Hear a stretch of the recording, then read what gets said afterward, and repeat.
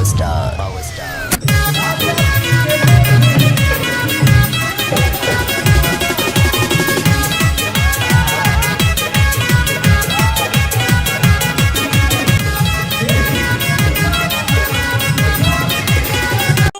Bhojpuri industry का सबसे महंगा गाना। अभी तक आप लोगों ने भोजपुरी फिल्मों में देखा होगा हीरो और विलेन की लड़ाई, लेकिन ऐसा पहली बार कोई भोजपुरी गाना आ रहा है जिसमें आप सभी को विलेन और हीरो की लड़ाई देखने को मिलेगा, वो भी एक हीरोइन के लिए। जी हाँ, बहुत ही खतरनाक बॉन्डर लेवल का गाना बनाया गया है। जी हाँ, भोजपुरी का अभी तक का सबसे महंगा गाना बताया जा रहा है, जिस गाने का नाम है काला ओढ़नी, जो कि global music junction official YouTube channel पर रिलीज होगा। जिस गाने में आप सभी को पवन सिंह और क्वीन सानी का जबरदस्त परफॉर्मेंस देखने को मिलेगा, और इस गाने में जो विलेन है वो साउथ के विलेन है विकास मेहता। जी हाँ, स्टार्टिंग में आप सभी को थोड़ा सा सीन दिखाया कि कितना डेंजरस लग रहे हो पावर स्टार पवन सिंह के इस गाने में, जो कि खतरनाक रोल में आप सभी को दिखाई देंगे। तो भोजपुरी इंडस्ट्री में पहली बार जो कि एक बहुत ही खतरनाक बवंडर धमाकेदार लाजवाब शानदार और नया कंटेंट तैयार हुआ है। जिस गाने को जिस वीडियो को आप लोग देखेंगे तो आप लोग को बहुत ज्यादा पसंद आ रहा है। जी हाँ, गाने का ऑफिशियल पोस्टर बहुत जल्द आप लोगों के बीच में रिलीज होने जा रहा है, क्योंकि इस गाने की